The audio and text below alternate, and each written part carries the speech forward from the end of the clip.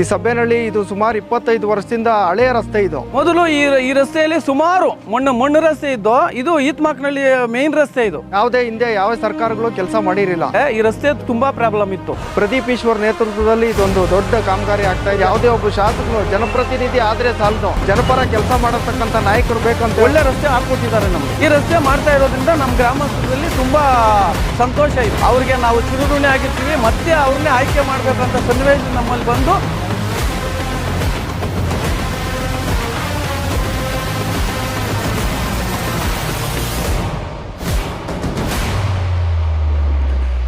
ಸಬ್ಬೇನಹಳ್ಳಿ ಶ್ರೀನಿವಾಸ್ ಅಂತ ಹೇಳ್ಬಿಟ್ಟು ಮಂಚನಮಲೆ ಗ್ರಾಮ ಪಂಚಾಯಿತಿ ಮಟ್ಟದಲ್ಲಿ ಪ್ರದೀಪ್ ಈಶ್ವರ್ ಅವರು ಒಂದು ಒಳ್ಳೆ ಅನುದಾನ ಕೊಟ್ಟು ಇಲ್ಲಿ ಸರಿಸುಮಾರು ಒಂದು 22 ಕೋಟಿ ಅನುದಾನ ಕೊಟ್ಟು ಈ ಒಂದು ದೊಡ್ಡ ರಸ್ತೆ ಮಾಡ್ತಾ ಇದ್ದಾರೆ. ಇದ್ರ ಜೊತೆಗೆ ಈ SDMC ಕೋಟಾದಲ್ಲಿ 22 ಲಕ್ಷ ಅನುದಾನ ಕೊಟ್ಟು ಆ ರಸ್ತೆನೂ ಕಂಪ್ಲೀಟ್ ಆಗಿದೆ. ಮತ್ತು ಹೊನ್ನೇನಹಳ್ಳಿಯಿಂದ ಬರ್ತಕ್ಕಂಥ ರಸ್ತೆ ಅಡ್ರಸ್ತೆಯಲ್ಲಿ ಸುಮಾರು 6 ಮೋರಿಗಳು ಎಲ್ಲನೂ ಬ್ಲಾಕ್ ಆಗಿ ಎಲ್ಲ ಮಳೆ ನೀರು ಎಲ್ಲ ಒತ್ತುವರಿ ಎಲ್ಲ ರಾಜಕಾಲುವೆಗಳೆಲ್ಲ ಒತ್ತುವರಿ ಆಗಿ ಜಮೀನುಗಳೆಲ್ಲ ನೀರು ತುಂಬ್ಕೊತಾ ಇತ್ತು. ಅದನ್ನೆಲ್ಲ ತೆರವುಗೊಳಿಸಿ ಭಾಳ ಅಚ್ಚುಕಟ್ಟಾಗಿ ಕಾಮಗಾರಿ ಮಾಡ್ತಾ ಇದ್ದಾರೆ. ಇಲ್ಲಿ ನಮ್ಮ ಗ್ರಾಮ ಪಂಚಾಯಿತಿ ಮಟ್ಟದಲ್ಲಿ ಎಲ್ಲ ರೈತಾಪಿ ವರ್ಗ ಜಾಸ್ತಿ ಇದ್ದಾರೆ, ಹೂ ಬೆಳೆಗಾರರು ಜಾಸ್ತಿ ಇದ್ದಾರೆ. ಇಲ್ಲಿ ರೋಸು, ಸೇವಂತಿಗೆ ಮತ್ತು ಎಲ್ಲ ಥರದ ಬೆಳೆಗಳು ತಗೊಂಡು ಇದನ್ನು ಟ್ರಾನ್ಸ್ಪೋರ್ಟ್ ಮಾಡೋಕ್ಕೆ ಎಲ್ಲ ಗುಣಿಗಳು ಬಿದ್ದಿತ್ತು, ಭಾಳ ತೊಂದರೆ ಆಗಿತ್ತು. ಅದು ಈ ರಸ್ತೆ ಆಗ್ತಾ ಇರೋದಕ್ಕೆ ಜನಗಳು ರೈತರ ಮುಖದಲ್ಲಿ ಸಂತೋಷ ಬಂದಿದೆ. ಈಗ ಬರ ಬಂದಿದ್ರೂ ಈ ಒಂದು ರಸ್ತೆ ಆಗಿರೋದ್ರಿಂದ ರೈತರ ಮುಖದಲ್ಲಿ ಸಂತೋಷ ಕಾಣಿಸ್ತಾ ಇದೆ. ಈ ಸಬ್ಬೇನಹಳ್ಳಿ ಇದು ಸುಮಾರು 25 ವರ್ಷದಿಂದ ಹಳೆಯ ರಸ್ತೆ ಇದು.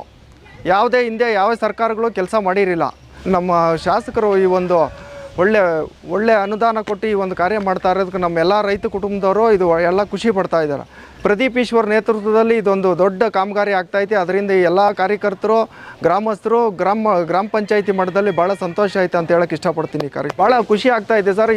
ಈ ಥರ ಕಾಮಗಾರಿಗಳಾಗಬೇಕು. ಯಾವುದೇ ಒಬ್ಬ ಶಾಸಕನು ಜನಪ್ರತಿನಿಧಿ ಆದರೆ ಸಾಲದು, ಜನಪರ ಕೆಲಸ ಮಾಡತಕ್ಕಂಥ ನಾಯಕರು ಬೇಕಂತ ಹೇಳೋಕ್ಕೆ ಈ ಸಂದರ್ಭದಲ್ಲಿ ಇಷ್ಟಪಡ್ತೀನಿ.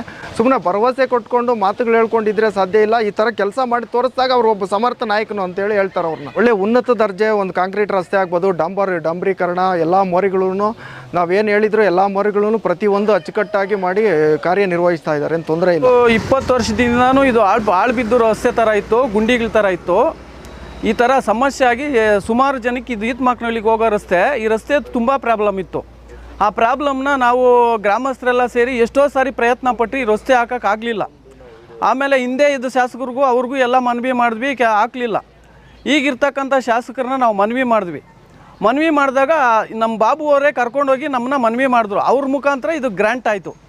ಗ್ರ್ಯಾಂಟ್ ಆದಾಗ ಇವರು ಏನು ಮಾಡಿದ್ರು, ಈ ರಸ್ತೆನ ಕಾಮಗಾರಿ ಚಾಲನೆ ಮಾಡಬೇಕಾದ್ರೆ ಇದು ದೊಡ್ಡ ಗಾತ್ರದ ಅಮೌಂಟ್ ನಮ್ಗೆ ಹಾಕ್ಕೊಟ್ರು. ಸ್ವಲ್ಪ ತಡಿ ಬಾಬು, ಸ್ವಲ್ಪ ಒಳ್ಳೆ ಅಮೌಂಟ್ ಹಾಕ್ಕೊಡ್ತೀವಿ ಅಂತೇಳಿ ನಮಗೆ ದೊಡ್ಡ ಗಾತ್ರದ ಅಮೌಂಟ್ ಹಾಕ್ಕೊಟ್ರು. 22 ಕೋಟಿ ಅಮೌಂಟ್ ಹಾಕ್ಕೊಟ್ಟು ಶಾಸಕರಿಗೆ ನಾವು ಅಭಿನಂದನೆ ಸಲ್ಲಿಸ್ಬೇಕು. ಈ ವಿಷಯದಲ್ಲಿ ಅಭಿನಂದನೆ ಸಲ್ಲಿಸಬೇಕಾಗುವಂಥ ಸನ್ನಿವೇಶ ನಮ್ಮದು, ಈ ಗ್ರಾಮಸ್ಥರದ್ದು. ಮೊದಲು ಈ ರಸ್ತೆಯಲ್ಲಿ ಸುಮಾರು ಮಣ್ಣು ರಸ್ತೆ ಇದ್ದು, ಇದು ಈತ್ಮಾಕ್ನಹಳ್ಳಿ ಮೇನ್ ರಸ್ತೆ. ಇದು ಹೊನ್ನೇನಹಳ್ಳಿವರೆಗೂ ಇದು ಈತ್ಮಾಕ್ನಹಳ್ಳಿ ಮೇನ್ ರಸ್ತೆ. ಈ ರಸ್ತೆ ದುರಸ್ತಿ ಆಗದೆ ಇರತಕ್ಕಂಥ ಕಾರಣಕ್ಕೆ ನಾವು ಈ ರಸ್ತೆನ ಇವಾಗ ಒಳ್ಳೆ ರಸ್ತೆ ಹಾಕ್ಕೊಟ್ಟಿದ್ದಾರೆ ನಮಗೆ.